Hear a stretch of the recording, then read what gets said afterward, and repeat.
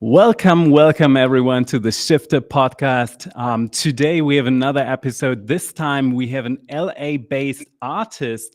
Juliana Garces is with us.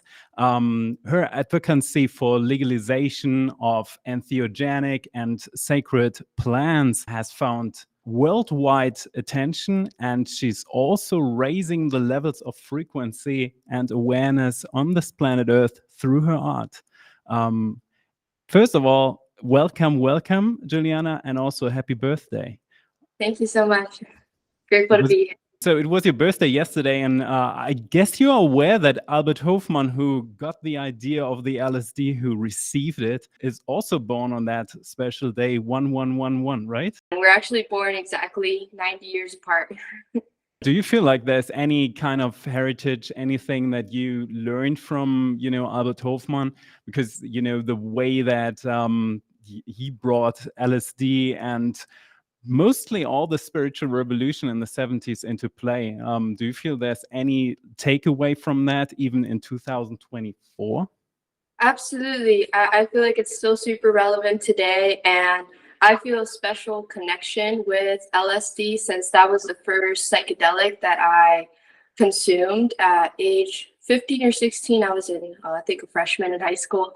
And that really changed my whole worldview and really turned me into seeking spiritual evolution in my own journey and sharing it with others, which has been, I would say, a reoccurring theme in my art. I would say I spend as much time on the art making as the spiritual practice. I really feel like they go hand in hand.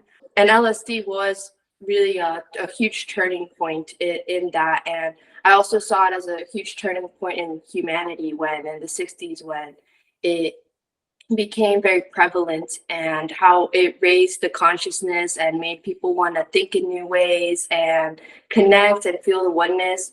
And I feel like we're in another psychedelic renaissance right now.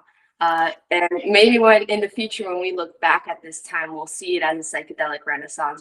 It's interesting because you're mentioning too that everyone here is feeling that something is shifting on this planet, right? Consciousness is on the rise. And that is actually what this podcast is all about, the Shifter podcast, right? So the whole community is about observing this planet going from one stage of almost kindergarten-like spiritual beings to more enlightened humans, which we all feel is our true, like the true nature of humanity. What role does art play in this shifting process, and especially your art? Absolutely. So I feel like art is a way that we capture like snapshots of the journey of what humanity is feeling. If we look back, a way that we see history largely is by looking at the art. We can really see what ideas were prevalent. Art is almost like a manifestation of what the collective is feeling. And I feel very grateful to be an artist and be part of that conversation. And we can see, like, if we look back in history, like the cave arts, when we think of old times, we think of the cave arts, or the Greeks, we see a lot of their art as a way of, viewing that current point in time in humanity. And right now, there's a huge bloom in visionary art and psychedelic art and spiritual art. And I feel like that's a reflection of the current psychedelic renaissance, spiritual renaissance that we're in. And if we see the festival culture and an emergence of mindfulness and interest in meditation, and all these spiritual techniques are on the rise right now. And it's really beautiful to see the art that's coming out of that. And if we look at, some of the big visionary artists, they're really capturing that movement really well. And I feel like the main fine art world is still catching up to this. Visionary art is starting to hit the fine art world, but it's still just the beginning of entering. If we go to most big galleries and contemporary art scenes, Art Basel, things like that, we still see a lot of just, modern art, but it's slowly starting to trickle in there. And I feel like it's going to be very similar to the graffiti movement, where the fine art world saw graffiti as not art and really looked down upon it. But then at one point they started to be like, okay, this is very popular, and they start to integrate it. And now you can see some of the, Banksy is huge and selling things for, well, people are selling his stuff for large sums of money, and very valued in the art world. And same with visionary art. I feel like it's still largely looked down upon. It's starting to shift, but it's still seen as weird, or too like psychedelic for the fine art world. But I start to see slowly it being integrated into these more contemporary art scenes, and I feel like there is going to be a turning point where the fine art world is going to really accept the visionary art movement. Right. So you mentioned one of the big, the big visionary artists. And if we are also talking about Albert Hofmann, there's probably one visionary artist that we can't get around when we're talking about visionary art, which is Alex Gray. He's also on Gaia. So everyone, all the Gaia viewers out there, there's a pretty good interview. I can highly recommend that. I had the pleasure to paint with Alex Gray and also be painted, which is one of the most beautiful things ever happened to me. And you know him too. So he's one of the most popular visionary artists, yet he is not really acknowledged or recognized by the traditional conservative art market. Do you see visionary art more as, at this current moment, before it gets its credit and recognition, do you see visionary art more as a political tool in order to restructure the world? I see it as it is, but it's also like a consciousness tool, and it's trying to change the world in a lot of ways. So yes, through legislation, yes, through individual people and their consciousness. And yeah, I believe Alex Gray was the one to first publish a book with the word visionary art. So he kind of really started the movement. Even though when I've seen him, he's talked about other visionary artists before him, but they didn't have that official label. And I believe he was trying to have it be, find a word that was a replacement for psychedelic art because he thought that was too controversial for the time. But I almost love the fact that it's more open, that it's visionary, or you can call it transcendental art, spiritual art, because there is a lot of psychedelic-like experiences that can be found through meditation, through yoga, through breath work, through other visionary methods. And so I love how it encompasses so much more, because I would say the visionary art movement isn't just about psychedelics, but about consciousness and raising the consciousness and tapping into that divinity within us. Yeah, absolutely. I believe so too. And there's a wide spectrum, I think. There are some artists that seem to be very political, and there are other artists, and I would count you in, and I would love to hear your opinion on that, that are really trying to bring the experience of visionary and spiritual and meditative moments into the physical realm so that people can really understand what's happening, right? Absolutely. And I would say that my legalized psychedelic poster, which is probably the most political of the pieces I've done, was popular because it was something that the collective was feeling and wanted an image to represent that. So I feel like art, when it really resonates and spreads, it's just a reflection of what the collective is feeling and connects with.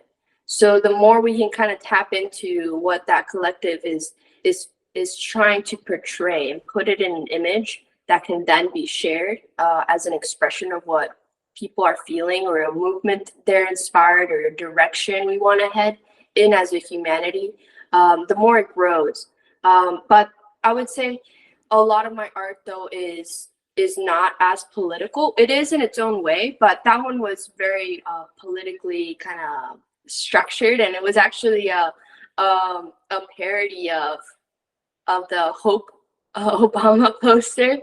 Um, I just thought like, oh, like there's the whole like psychedelic movement currently, and we don't have a political poster for it. And I thought, how funny would it be to recreate the Obama Shepherd Ferry poster, but a parody of it for psychedelics. And people really resonated because it was something familiar, but in a new way and spreading a new message.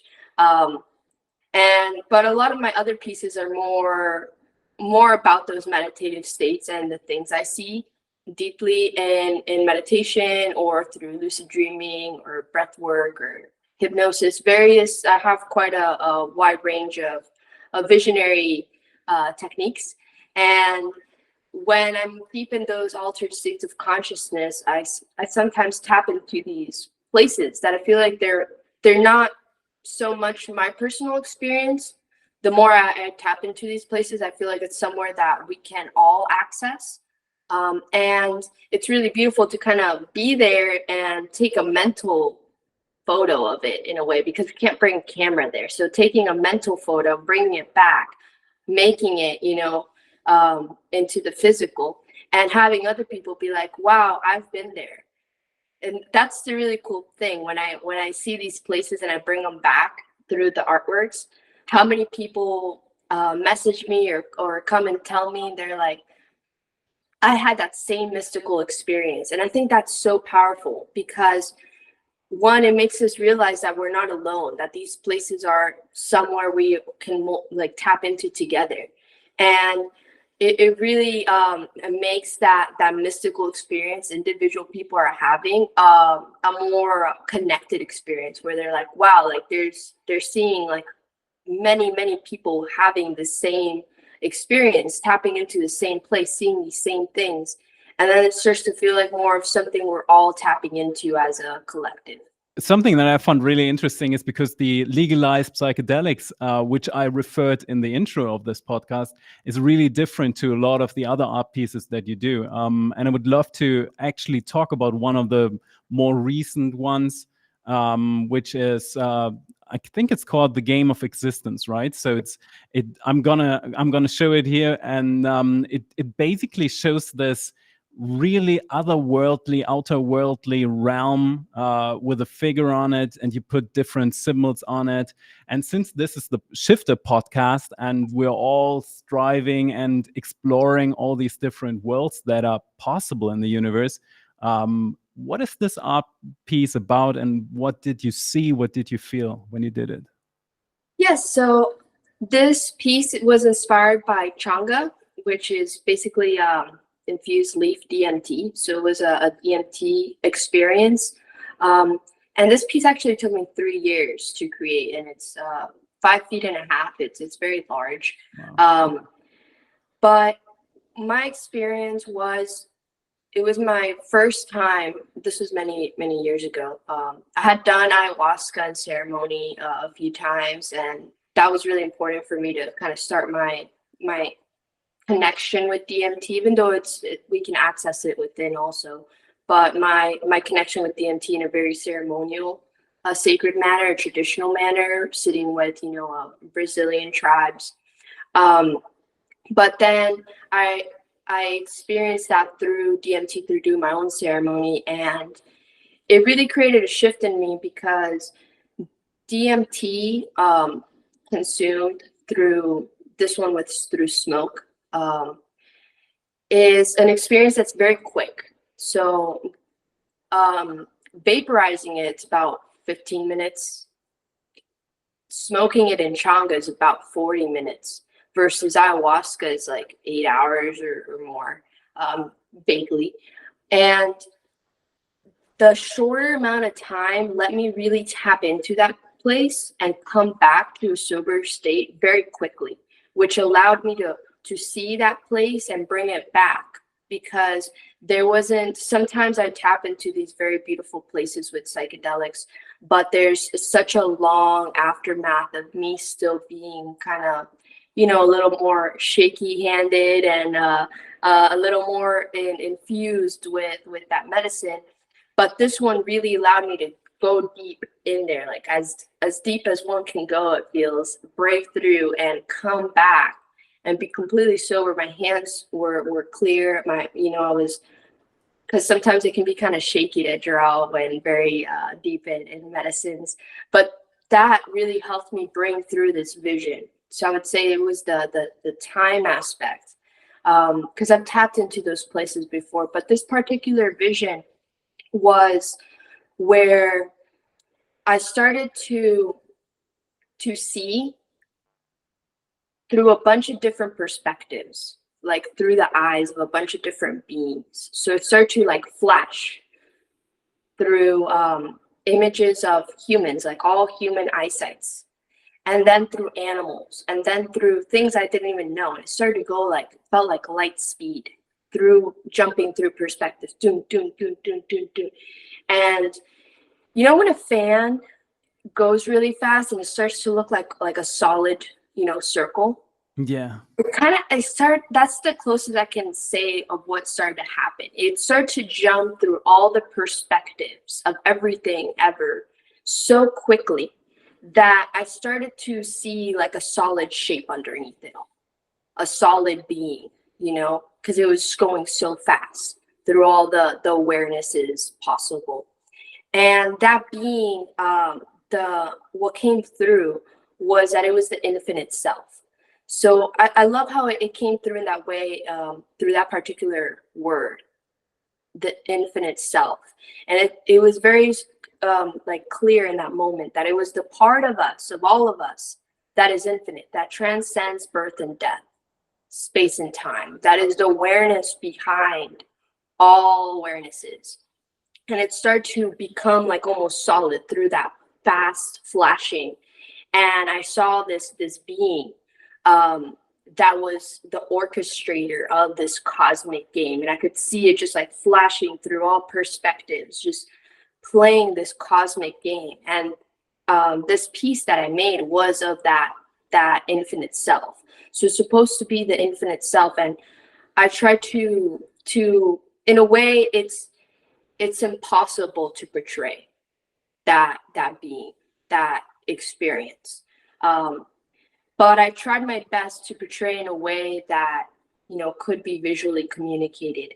And it has eyes everywhere in the piece. There's eyes absolutely everywhere, where it's like viewing all perspectives.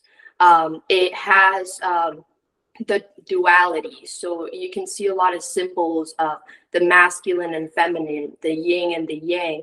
And it's like kind of like a culmination of both of those, of transcending duality into a place of oneness. So that's why it's also symbolized through the purple. There's a lot of blue and a lot of magenta kind of as a symbol for the yin yang and masculine and feminine energies. And the whole being is purple, of like transcending that dualistic state, because it created the dualities. And it's playing this game, and it's symbolized through a board game, but it's the game of existence. So it's kind of like orchestrating this beautiful divine game and witnessing it all through all perspectives. So that's what inspired that piece. And I spent 3 years really pouring my heart and soul into bringing this piece to life. I actually created 2 versions of it. This is the second version. I created a smaller version that was, I spent maybe a couple months on, and it really resonated with people. And a lot of people would say instantly, that's DMT. I saw that on DMT. Like it really communicated that without me having to say where I saw it. People were like, wow, I've seen that on DMT. It was a prevalent reaction to that piece. But I felt like that experience was so impactful and important that I wanted to dedicate more detail and more time. So it's the piece I've spent the longest on in my life so far. And I spent 3 years really adding all the detail, and it was a devotional act. The piece is supposed to be a meditative piece, and it is, for other people to enjoy and meditate upon and try to remember that infinite self within. But the act of creating that piece for 3 years was a meditation in itself, a form of devotion towards that infinite self and this cosmic game. So it wasn't just a means to an end. It was like the creation itself was a huge mystical experience in itself. Beautiful. I mean, I love meaningful color choices. This is the reason why I'm also using the blue or teal and the purple, violet colors here on the Shifter podcast, just so it resonates with people and reminds us of these, because the colors stand for certain frequencies, right? So Absolutely. there's a lot of, I don't know how much you are into ufology and some of the places that you are painting are really alien. And again, I don't know how much you are into these worlds, but there are some curious events happening currently on this planet, and all these ancient texts have predicted that there are going to be times where this revelation is going to happen. And you and I know we are not alone, and there are many, many, many more worlds that are inhabited. How much do you think, and ultimately we will merge with these worlds, even in this experience? How much do you think this will change the art world once these places get revealed to us, and maybe even cultures get revealed to us that have their own culture and their own art world? I I find that it's going to be a huge inspiration, and the art is going to be a reflection of what we're feeling with these spaces. So at first, maybe it'll be portrayed as maybe different, and then as we become more comfortable, it's going to be portrayed more as part of us. So the art is going to reflect what humans are feeling, and the stages of becoming more comfortable and aware with these spaces. And I do feel that they're already here. It's just another state of consciousness and awareness that we're tapping into. Just like, in we can't see certain air quality things, or we can't see, there's a lot of things that we can't perceive through the senses, and we know that we can calculate these things through various devices. And it shows that we can't see everything. Like, for example, if carbon monoxide is an obvious one, or it's something we can't see, but it's there, and it's so strong that it can be detrimental to us. But there's beings also we can't see. And I mean, not that those are detrimental, but I mean, there's all sorts of frequencies, of course. But I do feel there is a very beautiful frequency of these beings that one of the most common experiences through DMT is seeing beings. And in a way, I feel like it's not, we're tapping into these places through these medicines, and then it's going to start to come closer to this realm. So right now it's like we take these substances and we see these different places and these different beings, but then we come out, we can be like, oh, it was just that like mental experience. But the more humanity gets closer to that space, the more it's going to come into this space. Interesting. I have one last question for this podcast. And again, I'm super happy that you're here. And I want to take it back a few thousand years to times of Egypt and all these grand civilizations that have mysteriously disappeared on this planet. And a lot of people that see these engravings and the art of that time, which is so profound at certain objects, are so smooth. They report that they suddenly get these visions, these spiritual moments, and there seemed to be some kind of mastery in the way that some of these art pieces are made. Same with, for example, crop circles. They are made in a way that some people look at them and these huge fields, and people just don't resonate with them, and they are not even alarmed. They say like, "Hey, that's a children's prank or something." But then there are other beings that look at these huge fields and these intricate structures, and they suddenly resonate with worlds of worlds beyond worlds. So I want to know, so you can actually upgrade art with consciousness so that people perceive that. How do you strive for, charging your art with consciousness so that people get this moment of, wow, I'm really diving into that experience? Absolutely. So we can only perceive what frequency we have tapped into. So some people, just because their awareness isn't at a certain frequency yet, they're gonna see an artwork and get a completely different experience compared to someone in a different frequency. And it's important though, as visionary artists, to plant seeds of enlightenment, of higher consciousness into the art. Because even though, let's say, someone is not at a frequency yet where they can perceive this artwork to its full expression, they're left with that seed that later, once they reach a higher frequency, they can start to perceive deeper. So it's about, sometimes it's not so much about giving people the full bloom experience, even though some people are already so close that the artworks just fully make them bloom. But sometimes it's just about leaving them with a little seed of higher consciousness. And the way I try to incorporate that into my artworks is through having the art making itself also be a meditative experience. So it's about trying to be a clean vessel for cosmic creativity to come through being genuine about wanting to use it to raise the consciousness, having very pure intentions, and purifying the vessel as much as possible, and then seeking with a pure heart visions to come through from cosmic creativity, through, may that be through a psychedelic experience, through a meditative experience, through any experience that alters consciousness, and having that vision come through. And without diluting it, without having one's life and mental impurities dilute that vision, trying to bring it through as pure as possible.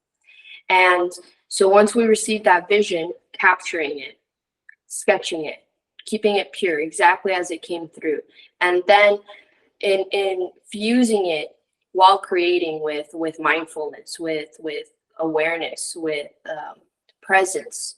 So each stroke, being present with it, being aware, not bringing a bunch of thoughts of past and future and sankharas and defilements into that piece, but infusing it with a lot of present awareness during the actual creation experience. One can do that through being aware of the breath or chanting while painting each stroke, and being mindful of what color choices we use, since, like you mentioned, those are frequencies. That's why a lot of my pieces have a lot of purple, because purple is a very high frequency. And then sharing it, with the world is also very important, and how we share it. So it's about getting the vision, being a pure vessel, infusing it with awareness, and then sharing it with awareness. May that be by including, I really love to include a poem with my pieces, because I know there's some people that are more verbal than they are visual. So it helps those people also see the piece a little deeper, and sharing it with love. And it's a huge responsibility to not only create the piece, but to share with the world. It's part of the cycle of creating a piece. And that, if done with purity and awareness and lack of impurities, can provide a piece that will plant those seeds in a lot of people of enlightenment, or help them bloom into that. And it's also about not seeing the visions that come through as one's visions, one's art, really taking the ego out of it as much as possible, even though, ego to some degree is useful in this cosmic game. But the art is the visions that come through, and we're more of the vessel that it comes through. And when we see them as that and we share them like that, they come through more purely. So it's also about kind of like the karma yoga about, doing what needs to be done, but then not identifying with it, not um, creating attachment to it, but just letting it go and then doing the next one, and having that be the art making a spiritual practice in itself. And I feel that's when it can really touch people. I love that. Sometimes it's interesting to just paint something and observe what is being painted. So, if Mhm. people want to really dive into your art and make this experience themselves and see some of your other art pieces, I'm going to leave the link for your Instagram. Is that the best choice? And is there anything else at the end of the podcast that you want to bring people's awareness to? Yeah, the biggest thing I want to bring awareness is to take a moment to clear your mind and feel that infinite self within. And may all beings be free from suffering. Beautiful. Thank you so much, Juliana. So, everyone, if you want to see the art pieces and they're really, really beautiful, check them out on Instagram. And thank you so much for joining us on the podcast, the Shifter podcast, and see you next time.